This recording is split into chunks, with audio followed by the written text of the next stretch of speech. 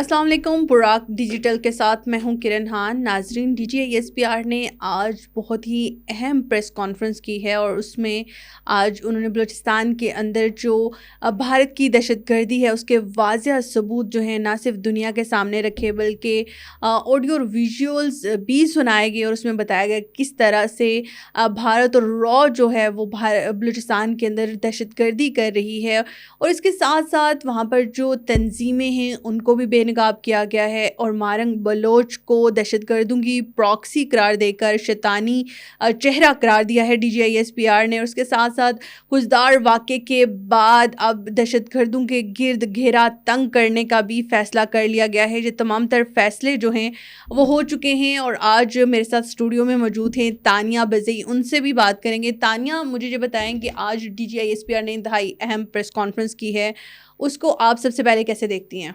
मैं कहती हूँ ये बहुत ही खुशाइन बात है जिस तरह उन्होंने आज प्रेस कॉन्फ्रेंस की है और जिस तरह उन्होंने हक़ाइक़ बताए हैं, एविडेंस बताए हैं और उन्होंने बताया है कि जो इंडिया की इन्वॉल्वमेंट है और जो हमारे अपने लोग उनके साथ इन्वॉल्व हैं और जो उन्होंने नाम दिया है मैं उसको बड़ा सराहूँगी। फितना अल हिंदुस्तान के नाम से ये स्टार्ट होने वाला है और इंशाल्लाह हम इसमें कामयाब होंगे। इसमें कोई शक नहीं है कि इंडिया की इन्वॉल्वमेंट है और जिन मोहतरमा का उन्होंने नाम लिया है कि उनका जो चेहरा है वो बेनकाब करना चाहिए। BYC की जो लीडरशिप लीड कर रही हैं बिल्कुल करना चाहिए। मैं आपको बता रही हूँ कि कर दिया है, करना क्या, उनने तो आज क्लियर कट बड़ा वाज़िया कहा है कि जो दहशतगर्दों की प्रॉक्सी हैं। आप देखिए ना, ये दिन रात रोते हैं कि हमारे पास कुछ नहीं है, हम तो महरूम हैं, महरूमियाँ हैं, हमें राइट्स नहीं मिल रहे हैं। तो इन्होंने फिर DHA कराची में रिसेंटली 7 करोड़ का घर कहाँ से लिया? किसने? मारंग बलोच ने? जी, उन्होंने कहाँ से लिया ये पैसे? मैं और आप तो नहीं ले सकते ना, ठीक है। हम दिन रात मेहनत करें और हम तो इतना इतनी बड़ी जगह या इतना एक्सपेंसिव जगह नहीं ले सकते। तो ये बताएं ना, ये फंडिंग कहाँ से हो रही है? ये प्रॉपर्टियाँ जो ये बना रही हैं कहाँ से बना रही हैं? तो एवरीथिंग इज़ ऑब्वियस। जबकि उनका BBC का जो इंटरव्यू था उसमें तो वो कह रहे थे कि मैंने डिग्री भी अपनी कपड़े बेच के की है। जो तो आपने एक बहुत बड़ा इंकशाफ किया है कि उन्होंने 7 करोड़ का DHA में देखिए, गुर्बत कोई ऐब नहीं है, ठीक है। कोई अमीर पैदा होगा, कोई गरीब, कोई ब्लेस्ड फैमिली में पैदा होगा, कोई अनब्लेस्ड फैमिली में। अगर आप गरीब पैदा होते हैं उसका ये मतलब है आप दहशतगर्द तंजीमों के साथ मिल जाओ फंडिंग के लिए, ठीक है। गरीब कहाँ नहीं है? पूरे पाकिस्तान में नहीं है, पंजाब में नहीं है गरीब, सिंध में नहीं है, बाकी सूबों में नहीं है।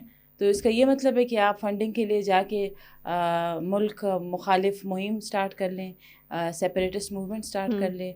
फिर आप साल में 6 टूर यूरोप की भी लगा लें। फिर अमेरिका भी आपको कह रहे हैं आओ यहाँ स्पीच करो, आओ यहाँ स्पीच करो, ठीक है। हमें अमेरिका मुझे क्यों नहीं बुलाता, आपको क्यों नहीं बुलाता स्पीच के लिए? तो हमें टैलेंट की कमी है, इंटेलेक्ट की कमी है। तो DGISPR का आज का जो प्रेस कॉन्फ्रेंस था वो काफ़ी ज़्यादा इनकरेजिंग था और उन्होंने बता दिया है कि वो आगे भी जाके काफ़ी चीज़ें हैं जो वो मंजर आम पे ले आएंगे और काफ़ी लोगों को बेनकाब करेंगे। मैंने आपसे कहा था कि खुजदार के वाक़े के बाद कोई माफ़ी नहीं है। जो भी इन्वॉल्व है इनको इबरत का निशान बनाया जाए, मज़ीद हम बर्दाश्त नहीं कर सकते। मैंने पहले भी कहा है कि बलूचिस्तान के लिए ऑपरेशन ज़रूरी है, उसी ऑपरेशन से अमन आएगा, सुकून आएगा। और जितनी भी तंजीमें हैं या जो भी BYC, लेकिन अब तो तंजीम कहना मेरे ख्याल से वर्थलेस है। अब एक उनको नया नाम फितना अल हिंदुस्तान, अगर मैं तारीख बताऊं तो यहाँ पे बलूचिस्तान के लोगों की ही ये डिमांड थी आर्मी चीफ से। उन्हें कहा था कि जिस तरह से हमने फितना अल ख्वारिश का नाम दिया है पाकिस्तान के जितने भी दहशतगर्द हैं, इस तरह से इससे बलोच की जो इज़्ज़त है ना वो मजरूह होती है कि हमारे साथ उनका दहशतगर्दी का नाम भी लगाए, क्योंकि जो बलोच हैं बहुत गैरतमंद और बहुत अच्छी कौम है। तो उसके साथ ये दहशतगर्दी का वो सूट नहीं करता और हमें बड़ा एक हमारी इज़्ज़त मजरूह होती है। और मैं देख रही हूँ कि सिर्फ ये 5 मई को बात हुई थी और इतना जल्दी आर्मी चीफ ने उसके ऊपर क्विक जो है वो रिएक्शन लिया और आप देखेंगे उसके चंद दिनों बाद आज ये फैसला कर लिया कि उनको फितना ख्वारिश का फितना अल हिंदुस्तान का नाम भी दे दिया गया। और मैं कहती हूँ ये नाम बहुत पहले दे देना चाहिए था ताकि हमारे जो पुरअमन बलोच हैं वो फंड ना होते। चूँकि हम थोड़े इसमें लेट हो गए हैं लेकिन देर आए दुरुस्त आए। बहुत अच्छा नाम दिया है। इसमें यह है कि हमारे आपने बहुत अच्छी बात की कि हमारे जो बाकी बलोच पुरअमन बलोच हैं उनकी वो मजरूह ना हो और उनको वो फंड ना हो।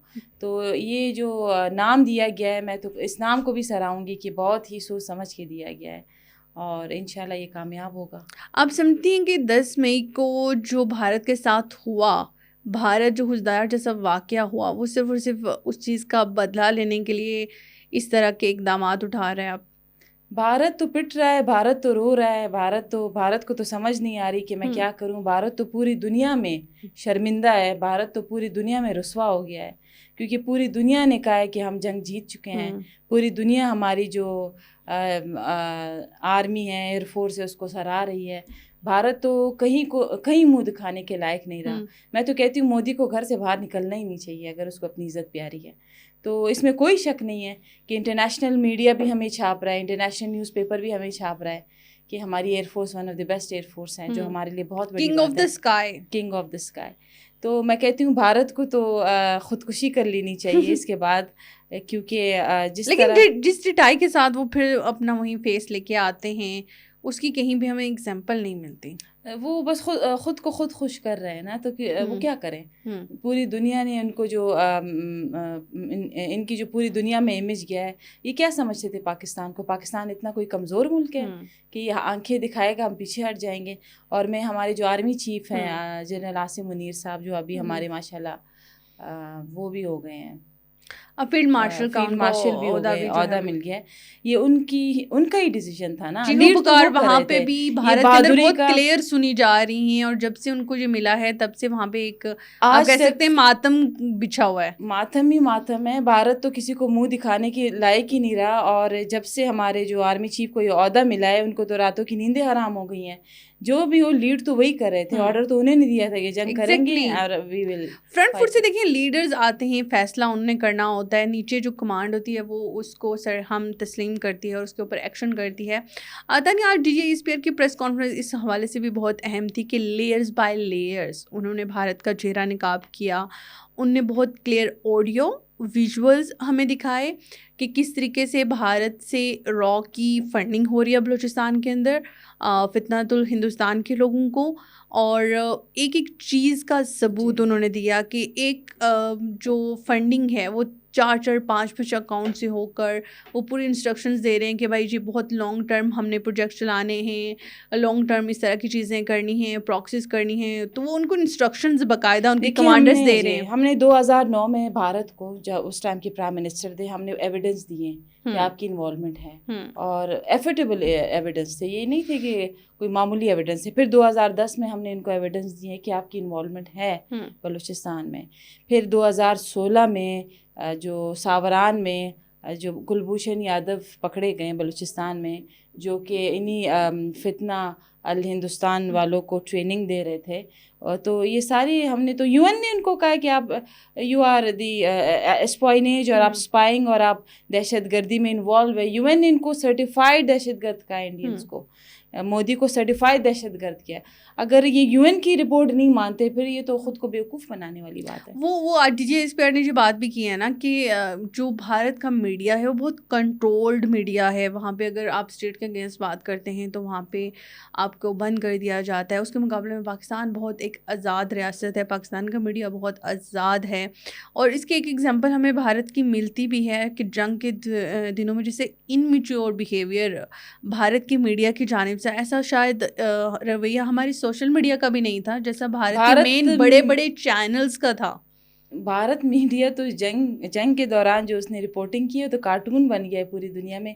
مجھے کچھ فارنرز ملے تھے لاسٹ ویک، اور وہ ان کی جو میڈیا ہے ان کا کافی انہوں نے مذاق اڑایا. انہوں نے کہا ہم نے اتنا فنی اور اتنا جھوٹا میڈیا نہیں دیکھا. تو یہ اچھا ہے کہ جنگ میں بھارت کا جو میڈیا ہے وہ بھی ایکسپوز ہو گیا ہے دنیا کے سامنے کہ کتنا جھوٹ بولتے ہیں، فینٹیسی ورلڈ میں رہتے ہیں. وہی سمجھتے ہیں ہمارے ڈرامے فلموں کی طرح، بالی ووڈ کی طرح یہ بھی رپورٹنگ بھی چلتی رہے گی. تو جتنے بھی مجھے آج کل فارنرز مل رہے ہیں وہ سب ان کا مذاق اڑا رہے ہیں کہ یار اتنا ایگزیجریٹ کر کے اتنا جھوٹی کیسے بول لیتے ہیں.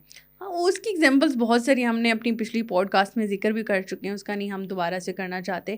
لیکن آج کی جو پریس کانفرنس ہے وہ ہر لحاظ سے بلوچستان کو ریپرزینٹ کر رہی تھی اور جو واضح ثبوت دے رہی تھی کہ کہیں نہ کہیں ہمیں بلوچستان پہلے ڈی فوکس دکھائی دے رہا تھا، لیکن آج بہت کلیئر الفاظ میں ہمیں یہ سمجھ بھی آ گیا.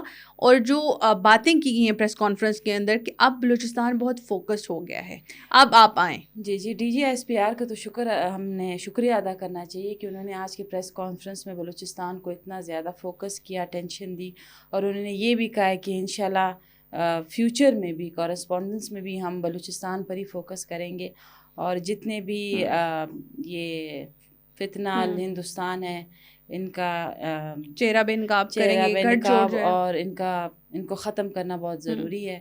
اور جو انہوں نے حقائق سامنے رکھے ود ایویڈنس کہ کس طرح فنڈنگ ہوتی ہے تھرو ڈفرینٹ اکاؤنٹس، یہ کوئی معمولی بات نہیں ہے. تو انشاءاللہ آگے بھی ہم اس پہ تانیہ، ہم مارنگ بلوچ کو بہت زیادہ ڈسکس کرتے ہیں، بی وائی سی کو بہت کے نام نہاد جو آپ سمجھ سکتے ہیں کہ امن کے دائی بنے پھرتے ہیں، جو ہیومینٹی کی بات کرتے ہیں، لیکن ادر پرسپیکٹیو ان کو دیکھا جائے تو آج ڈی جے اسپیئر نے بہت کلیئر الفاظ میں کہا ہے کہ یہ پراکسی ہیں، یہ ایک شیطانی چہرہ ہیں جو دہشت گردوں کو سپورٹ کرتے ہیں. اور جب ہم نے جب جعفر ایکسپریس کا واقعہ ہوا تھا تو دہشت گردوں کی لاشیں ان کے لواحقین کے سامنے رکھتی تھی، تو مارنگ بلوچ کون ہوتی ہیں؟ اور جب ان کے اگر ڈی این اے ٹیسٹ ہوں یا جن کو مسنگ پرسنس کے اندر یہ کنسیڈر کرتے ہیں، ان کی پکچرز لے کر جن کے اوپر احتجاج کرتے ہیں، جب ڈی این اے ٹیسٹ کروایا جائے تو وہ پتہ چلتا ہے دہشت گرد ہیں. تو اس اسٹیٹمنٹ کو آپ کیسے دیکھ رہی ہیں؟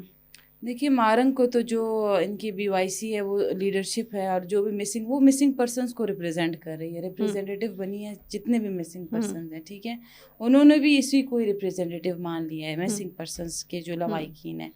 تو یہ ایک وجہ ہے. مارنگ کو لگتا ہے کہ اگر وہ اس طرح سامنے آئے گی، کیونکہ پوری دنیا میں جس طرح اس نے اپنا انفلوئنس ڈالا ہے کہ ظلم ہو رہا ہے، میں تو ہیومن رائٹ ایکٹیوسٹ ہوں، ہمارے ساتھ ظلم ہو رہے ہیں، غربت ہے، یہ ہے، وہ ہے، تو پوری دنیا کو یہ پیغام دینا چاہتی ہے کہ دیکھیں ہمارے ساتھ لاشیں پڑی ہیں، ہمیں دی نہیں جا رہی. ٹھیک ہے، آپ کی بات صحیح ہے کہ جو لواحقین ہیں ان کو ہینڈ اوور کرنا چاہیے ڈی این اے ٹیسٹ کے بعد. یہ کون ہوتی ہے؟ ان کو کی بھی گئی تھی نا، ان کو کی بھی گئی تھی، لیکن اس نے جا کے پریس کانفرنس کیا اور زبردستی ہاسپٹل سے نکالا گیا تھا، زبردستی نکالا گیا تھا. اور پھر جس طرح اس نے مینیپولیٹ کیا وہ اس انسیڈنٹ کو، تو ظاہر ہے پھر انٹرنیشنل میڈیا تو ڈفرینٹ طریقے سے اس کو دیکھتی ہے. وہ تو یہ سمجھے گا نا کہ حکومت پاکستان اپنے لوگوں کے اوپر بہت زیادہ تشدد کر رہی ہے، ہیومن رائٹ وائلیشن کر رہی ہے، اور اس طرح کی بہت ساری چیزیں بھی آتی ہیں. نہیں تو یہ 5 ہی ملی ہیں ان کو، یہ 5 خواتین ہی ملی ہیں ریاست کو کہ یہ ان کے پیچھے پڑے ہوئے ہیں کہ ہاں یہ باقی جو 40-50 ہزار خواتین ہیں جو پڑھی لکھی ہیں وہ ان کو ریاست کیوں کچھ نہیں کہتی. ٹھیک ہے، تو یہ اس میں کوئی شک نہیں ہے کہ یہ کسی ایجنڈے پہ ہے. ٹھیک ہے، ان کو باقاعدہ فنڈنگ ہو رہی ہے، یہ اپنے ایسٹس بنا رہے ہیں. ایون جب اسلام آباد میں پروٹیسٹ کرنے آئے تھے، میں آپ کو ایگزیکٹ اماؤنٹ نہیں بتا سکتی ابھی اس پہ پوڈ کاسٹ پہ، ان کو باقاعدہ پیسے ملے تھے اس کے لیے. تو یہ باقاعدہ ایک گروہ ہے جو کہ اسپیشلی چائنا کو تھریٹ کرنا چاہتے ہیں. ابھی کوئی تک پنتا ہے کہ آپ نے چائنا کو جا کے ویڈیو کرا دی کہ آپ یہاں پہ انویسٹمنٹ نہیں کر سکتے. اچھا، آج اس کے بھی D G S P R نے نا چائنیز کے اوپر جو کراچی میں حملہ ہوا تھا اوورآل، تو کیا اس کا صرف اور صرف مقصد سی پیک، آپ کے ریکورڈک ہو گیا، سینڈک ہو گیا، جو ترقیاتی منصوبے ہیں، صرف اور صرف ان کو ٹارگٹ کر کے پاکستان کو اندھیروں میں دھکیلنا ہے؟ دا اونلی ریزن از معدنیات اینڈ سی پیک. لڑائی ساری جنگ معدنیات اور سی پیک کی ہو رہی ہے، اور کیا کرنا ہے لوگوں نے بلوچستان میں. ٹھیک ہے، سی پیک اتنا امپورٹنٹ ہے کہ میں نے آپ کو بتایا کہ ایک طرف پرشین گلف ہے، عریبین سی ہے، پھر آپ کا ساؤتھ ایشیا ہے جو روٹس آپ کے سینٹرل ایشیا ہے. تو ظاہر ہے یہ اتنی امپورٹنس کا حامل ہے. انڈیا تو کبھی نہیں چاہے گا کہ یہ اسٹیبل ہو. تو یہ ہے کہ آج کی پریس کانفرنس آگے جا کے بہت اچھی ثابت ہوگی، اور اس پر فوکس بلوچستان ہی رہے گا، پورے پاکستان کا بھی. آپ دیکھیں خضدار کے بعد انٹرنیشنل میڈیا نے کتنا کور کیا ہے خضدار کے انسیڈنٹ کو. آپ بچوں کو کیسے مار سکتے ہیں؟ بچے آپ سے لڑ سکتے ہیں، معصوم بچے. تو یہ ان کا خاتمہ ہونا چاہیے فتنہ ہندوستان کا، اور ایسا ہی عبرت کا نشان بنیں گے کہ یاد رکھیں گے. بہت شکریہ تانیہ، آپ نے اپنا وقت دیا. ناظرین، جو آج D G S P R کی کانفرنس تھی وہ بالکل جی ظاہر کرتی ہے کہ اب سارا کا سارا جو فوکس ہے وہ بلوچستان ہے، اور جب تک وہاں پر دہشت گردوں کو جڑ سے اکھاڑ کر نہیں پھینک دیں گے تب تک پاکستان، ریاست پاکستان اور آرم فورسز بھی چین سے نہیں بیٹھیں گی. اور جو اسپیشلی خضدار کا واقعہ ہوا ہے، بہت ٹائم سے بھارت اپنی پراکسیز اور بہت سارے حملے وہاں پر کر رہا تھا، لیکن خضدار واقعے کے بعد اب نو ٹالرنس کی پالیسی جو ہے وہ اپنائی جا رہی ہے. اور آج کی جو D G I S P R کی پریس کانفرنس تھی اس میں یہ کلیئر پیغام بھی فتنۃ الہندوستان کو دے دیا گیا ہے. مجھے دیجیے اجازت, اللہ حافظ.